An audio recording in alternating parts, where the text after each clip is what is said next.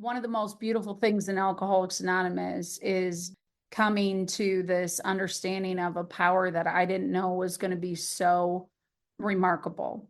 That takes time. It takes a while to get rid of prejudices, uncover, discover, and discard, right? That has been my whole journey, moving that stuff out of the way to become a better vessel to God, to unblock. I was so blocked up. I'm so grateful. I heard it through the grapevine. Welcome. It's the AA Grapevine half-hour variety hour featuring the collected voices of Alcoholics Anonymous. I'm Sam, an alcoholic in Palm Springs, California. And I'm Olis, an alcoholic in Oakland, California. Olis, how are you? It's great to see you. Good, Sam. It's so good to be seen. How are you doing down south? I'm doing okay. You're in a different down south these days. It is a different down south. How are things in your world? Oh, things are all right around here. I went to my home group last night, and the leader reads a passage from the big book before they share. Mm-hmm. Our leader last night was reading from the chapter Working with Others that talks about how we show up for people. Yeah. How does that show up in your world? I just love all you have to do to be a member of Alcoholics Anonymous is have a desire to stop drinking. And last night I got a text message from a guy that I met at a meeting that I was speaking at. He took my number and he texted and said he was struggling. And I said, do you want to talk? And he said, tomorrow. And he texted this morning and I said, did you drink? And he said, yeah. And I said, how much booze do you have, right? And I'm sharing that regarding working with others because once people say they have a desire to stop drinking, they are a member of Alcoholics Anonymous. And my only job is to be useful to them, to help them find the way to freedom. And I don't have a judgment about if you're drinking or not. You know what drunks do? They drink. Drunks drink. It's true. Be friendly, be kind. Plant the seed. That's the thing I always try to do. Ready or not, drinking or not. Like working with others doesn't just mean I'm taking you through the steps. I'm welcoming you in. I'm letting you know a life beyond your wildest dreams is waiting. When anyone, anywhere reaches out for help, I want the hand of AA to be there, and for that I am responsible. I am responsible. Yep. Who's today's guest, Sam? Alice, today's guest is Tina H. in Waukesha. I said it, Waukesha. Waukesha, Wisconsin. And afterwards, we'll answer a question sent to the Ask It basket. I'm excited about that. But Sam, we also have a plethora of digital Don. Really, Don? This is the script you give me? All right, let's try it again. This isn't fair, Don. Okay. Plus, Sam, we have a plethora of digital epistles. We have a plethora of digital epistles from solicitous audio files. I think Don's going to pay for that one. Yeah, we should extract a pound of flesh on that one. But first, the news. AA Grapevine is excited to announce that deaf alcoholics can share their stories with other deaf alcoholics on our YouTube channel using American Sign Language, often referred to as ASL. An independent vodcast team worked with the Grapevine to produce these, and to avoid any anonymity breaches, AA members' stories are signed by professional ASL interpreters. Grapevine has created a new playlist featuring these videos on its YouTube channel called American Sign Language. Search AA Grapevine on YouTube to find it. And please share this news within your AA network. Please do. Get the word out so that folks who can't listen to our podcast can know about this news. Our deaf members have all of the same experience, strength, and hope that we have, and we're excited to have a new platform for them. Happy birthday, Grapevine! June 1944 to 2024, 80 wonderful years. Help us celebrate. Get your groups and areas involved. Tell everyone about our exciting new app. And subscribe to the app. Send us your story. Hold a Grapevine workshop. Become a Grapevine rep. Get your group or district to hold a Grapevine event. Use Grapevines in your AA meeting. Give your sponsee or a newcomer a Grapevine subscription. Tell people about this podcast. Send us a beautiful photo for our Instagram account. Join our Carry the Message project. Get your group to support Grapevine. Oh, yeah. Yeah.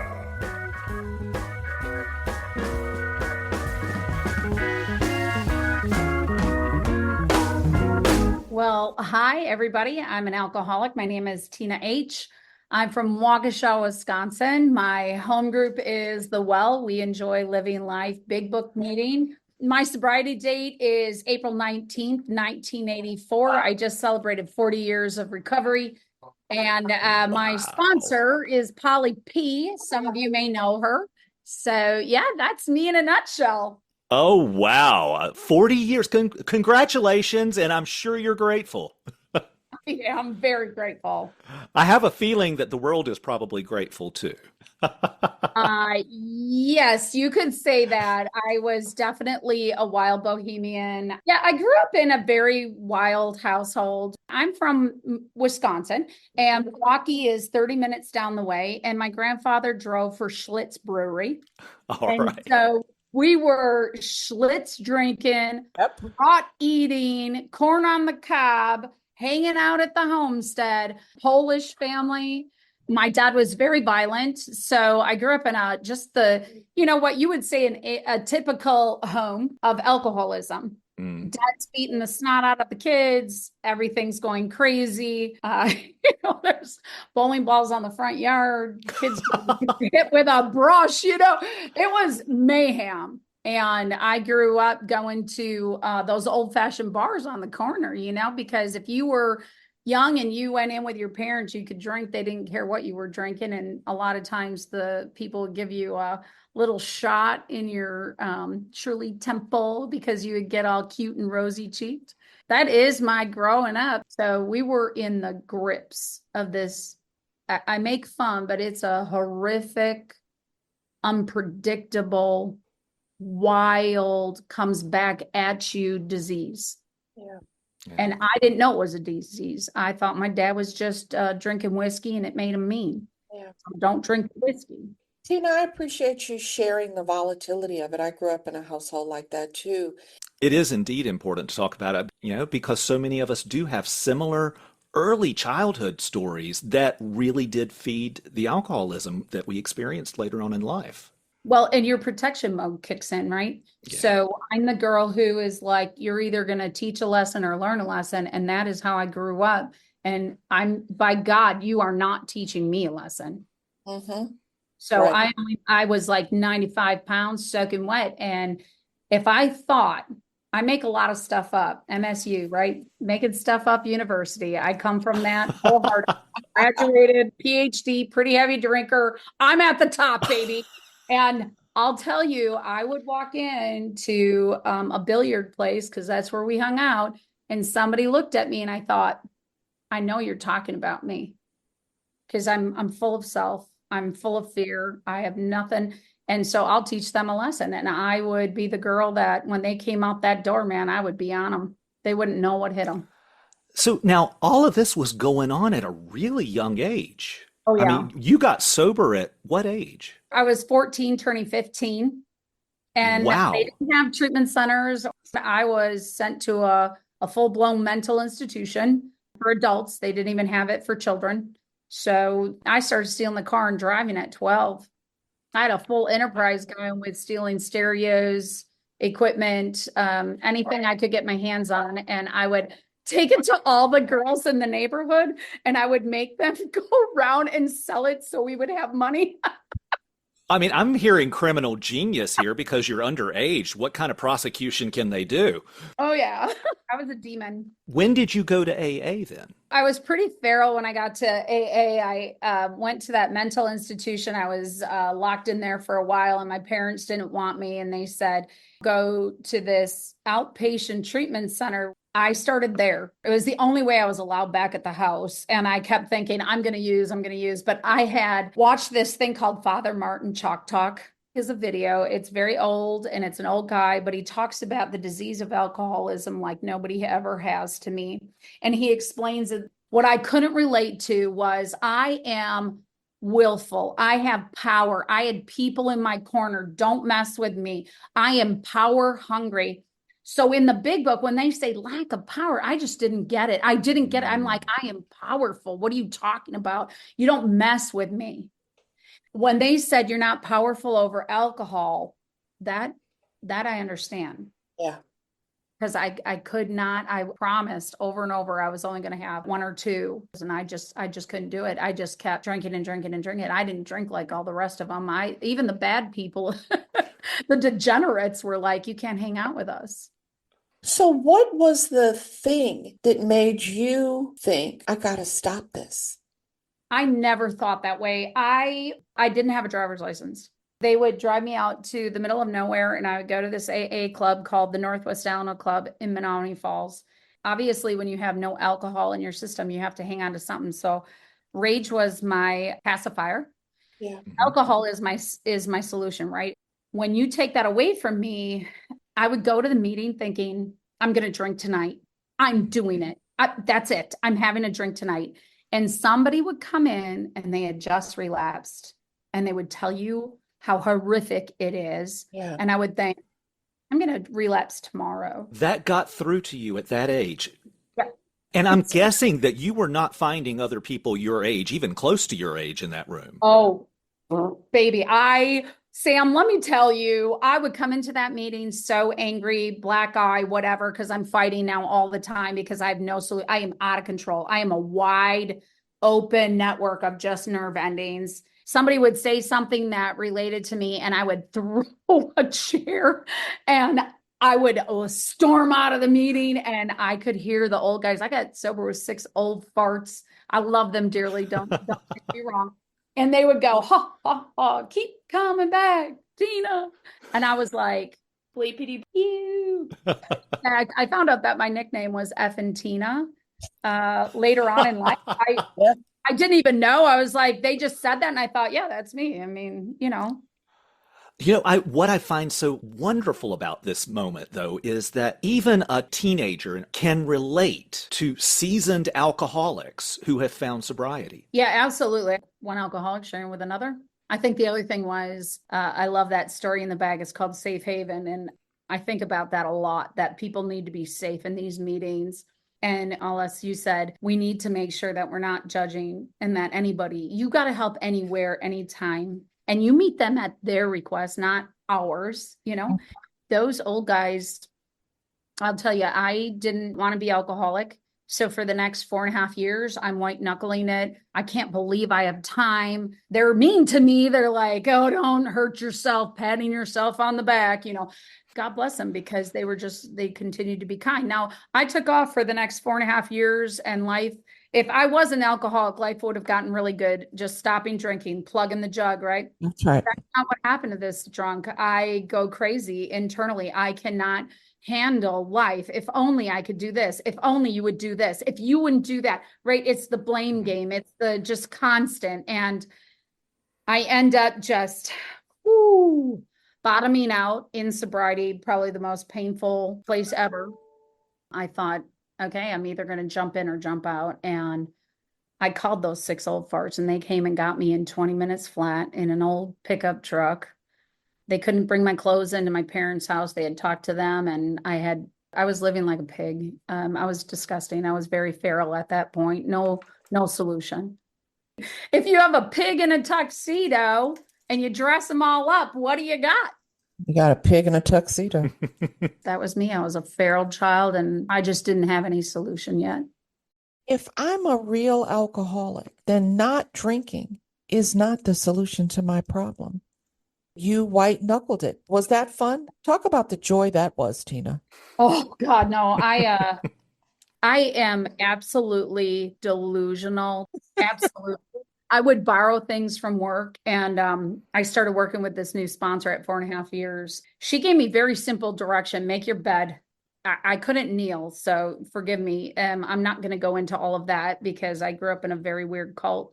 But what I tell you is that kneeling was not an option for me, but sitting down and reading the 3rd step and 7th step I could do. Yeah.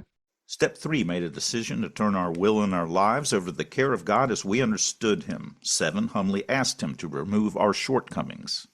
You said, okay, you do that. The other thing is that I had to go to a meeting that had a big book study. And those three things literally changed my whole world.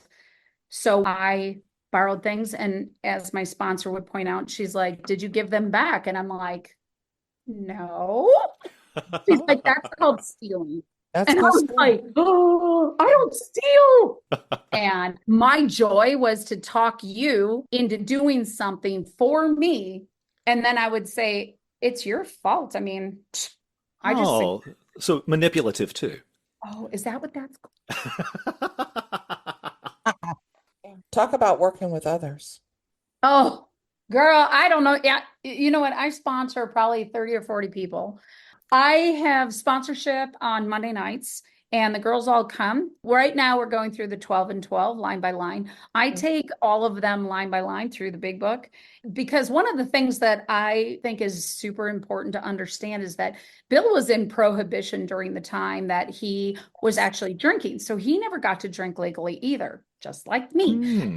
He also didn't like God, just like me. He's like, Christ, yeah, he's a good guy, right? He writes it in the big book. That never came alive to me because I would just read it. It was like just flat. And I need that thing to come to life. So over the years, I have put together my teaching big book. I sponsor sponsors. Yes. I love that. And, hurt people, healed people can heal people. Yeah. It is the foundation of how Alcoholics Anonymous was built. When you're really working with people, the best thing that you can do to save yourself is to get them saving other people. Oh, yeah. The one thing that I feel, I'm trying not to be arrogant, but what warms my heart more than anything is when you're at home group and somebody says, hey, Tina, do you sponsor so-and-so? And I go, oh, yeah, I love them. And they're like, I knew it. I always know Tina's girls. They know the book.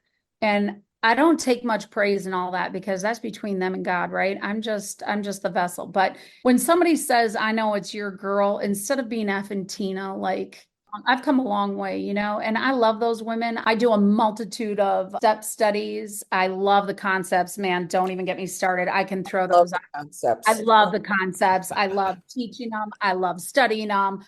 Me and Debbie D, we were like, hey, we should do it together because I've been up there. You haven't. Let's do it. I mean, literally, I'm a geek. I can't say nerd because I got into a fight with a Class B trustee because I said nerd. And he's like, you are not. And we started shouting at the big dinner. And people don't know that nerd for the delegate stands for something different. Well, right. It's the Northeast Regional Delegate. And I can't say that because I'm not a Northeast Regional. Oh, my. I did not know this. Okay. Yeah. So I say geek now. I'm a high level geek. I make the book come alive. I want you to know. Oh, and I took 22 of my girls to New York. We went to everything where Bill had the big. Went to Clinton Street, to the old house, Clinton Street. Yeah. We took pictures on the stairs. We went to the old Towns Hospital. It's not there anymore, but we were there. On Central Park West. That's right. To say, we're on the shoulders of other people, and I need you to be solid because people are going to need to stand on your shoulders. Yeah, I've taken them to Akron. It's a testimony not only to what all happened, but it does make it tangible. It makes it come alive. It makes it exciting. Who wants to get sober and be bored? I don't. Yeah. We are not a glum lot. No. Tina, distill 40 years of sobriety into 1 minute. Page 100. You walk shoulder to shoulder with the other person and your life will be remarkable. And that has spectacular things have happened. I literally was effing Tina, who nobody knew, and I went up to New York and they wanted to hear my opinion. That says it all. I have changed. I am a beautiful, strong, independent woman who makes beautiful, strong, healed, independent women that know how to take people to the message, not their message, the message. The message. And that is all in. Beautiful. Tina, stick around because we've got an Ask It Basket segment.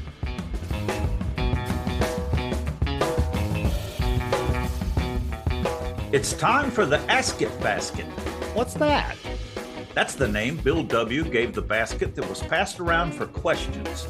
We want your questions for our guests. General recovery questions, newcomer questions, AA history. Got a question for the Ask It basket? Go to aagrapevine.org and click on podcast. And now let's dip into the basket. We received this email from Sara S. I was reviewing the 10th tradition with a fellow AA member when we read the sentence, "So long as we don't argue these matters privately, it's a cinch we never shall publicly." That's page 176 in the 12 and 12. Does this line mean that we don't argue among other AA members, or does this suggest we move beyond AA and simply not argue religious, political, or reform arguments among non-AA friends and relatives? Ooh, good one, Sara. Great question. Go ahead. Well, I was just going to tell you guys, like the 10th tradition is one of those things that promotes the most harmonious, loving principle. The 10th tradition, Alcoholics Anonymous has no opinion on outside issues. Hence, the AA name ought never be drawn into public controversy. Right? It tells us that we're supposed to hold your tongue. Does anybody need to hear your opinion? Is it kind? Is it loving? Is there a place you really have to argue? Everyone's allowed to have what they have. And I used to think, oh, I'll argue when I want. Well, here's the thing. If you're really practicing these principles, it will naturally change. I don't have to ask about it because it just naturally changed. I don't argue any of that stuff. I'm like, you do you, boo. The 10th tradition is often, I think, misunderstood. I'm class of 87. I'm behind you a couple years, Sara, 3, I think. And I've come to understand it is that Alcoholics Anonymous, the group, the organization, doesn't have an opinion. I think that as I get sober and as I become a citizen of the world, I have opinions on things. And in my private life outside of Alcoholics Anonymous, I am trying, the top of page 77, I'm trying to fit myself to be of maximum service to God and the people around me. And sometimes that means I have to take a stand that's not necessarily popular. I think about the first Black person that was allowed in Alcoholics Anonymous, according to the literature that I've read, is a transgender woman in New York. She shows up. And they call Bill and they're like, what are we supposed to do? Well, is she a drunk? Let her in. And how progressive the organization is. And I really appreciate that when we put God first, when we put being responsible, God, however you understand God, being responsible for being the hand of AA, sometimes that requires that we do things that are a little bit out of what's currently acceptable, right? It was not currently acceptable that the meetings be integrated. It wasn't currently acceptable that people be trans. So I think that the group doesn't have an opinion. The organization doesn't have an opinion. But I need to move in accordance to my spiritual path. And I think both things can be true. Absolutely. So I'd like to read the long form of this tradition. No AA group or member should ever, in such a way as to implicate AA, express any opinion on outside controversial issues, particularly those of politics, alcohol reform, or sectarian religion. The Alcoholics Anonymous groups oppose no one. Concerning such matters, they can express no views whatever. So I find this an interesting thing to talk about because the first thing that popped to mind for me is we have ceased fighting anything and anyone. I wish I could say that were true for me. It's not, because I still got some fight in me. The thing is, within AA, I don't have these fights.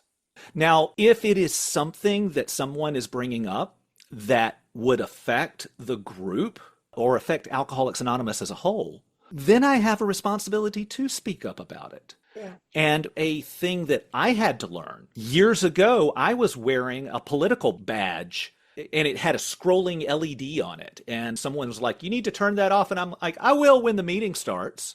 And I did, but that was still not quite right. Right. I am not going to wear political or religious or anything controversial into a meeting. I'm not going to wear a t-shirt that has stuff like that on it. I'm not going to be talking about these things before the meeting or in the parking lot after the meeting. Or if my group goes to fellowship, as my home group does, I'm not going to talk about these things at the meeting after the meeting, because an alcoholic doesn't need a whole lot to feel different from, to feel like I don't belong here. It's that opportunity for someone who's new to say, oh, they don't like me here. And I think that in the current political environment that is so fractured, I think it's even more important for us to be thoughtful. Am I doing something that makes people feel welcome, like I'm the hand of AA, or am I doing something that makes people feel unwelcomed? And sometimes to make new people feel welcome, I might have to say to people who are members of Alcoholics Anonymous in good standing, you might want to cut that LED light off, right?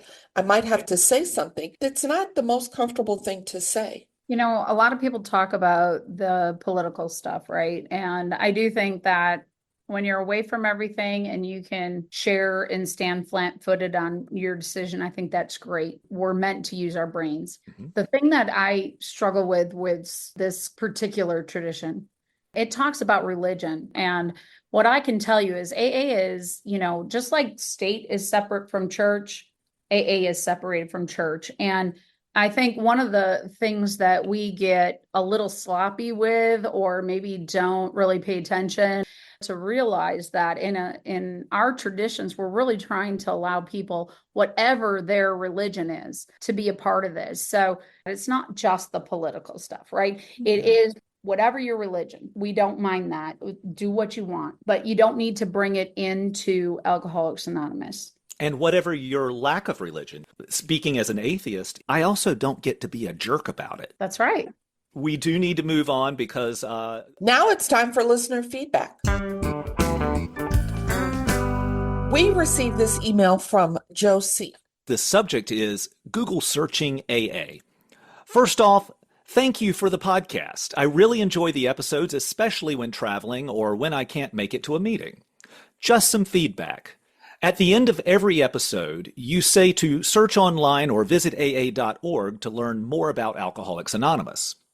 When plugging AA into a search engine, the top results are paid promotions or are oftentimes completely unaffiliated rehabs and programs which AA does not affiliate itself with.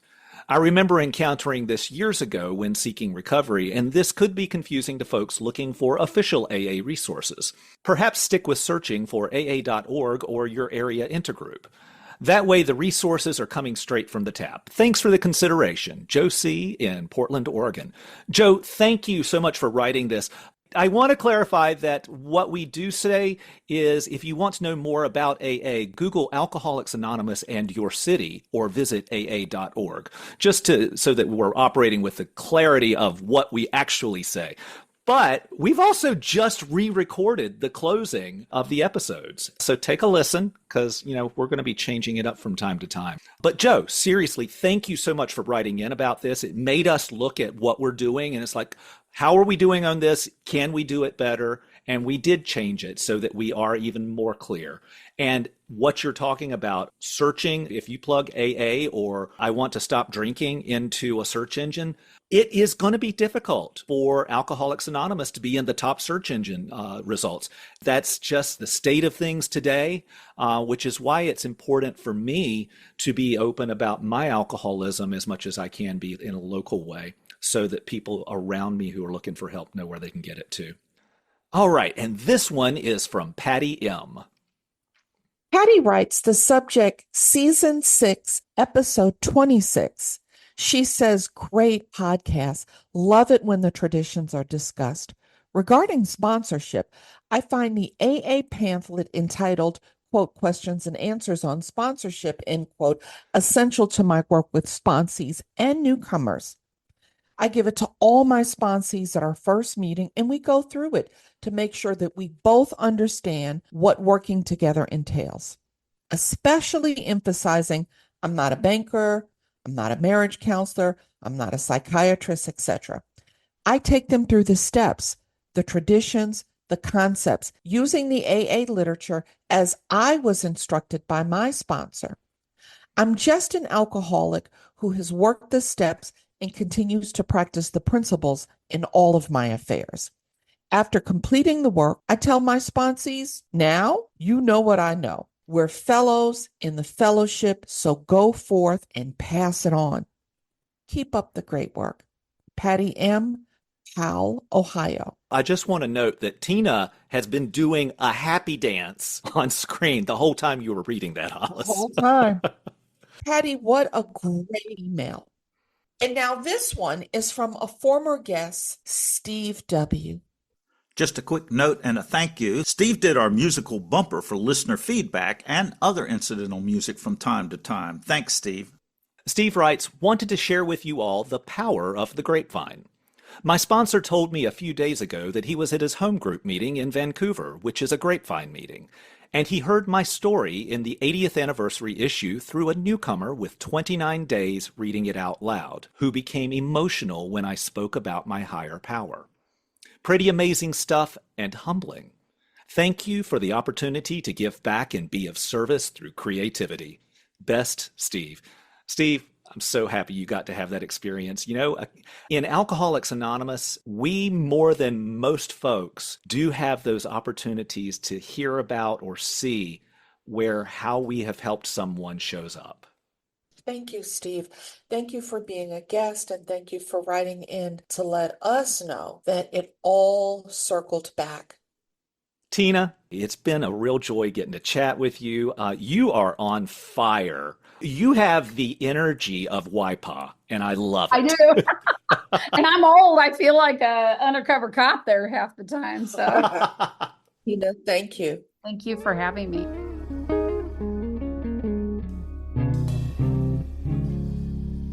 Thanks to everyone who subscribes to the Grapevine magazine in print or in the AA Grapevine app. Your support makes this podcast possible.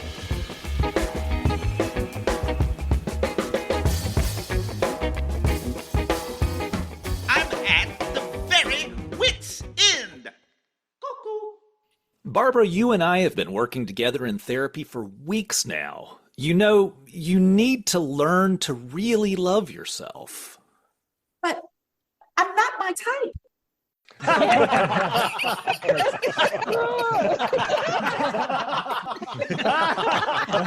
It's really not that funny.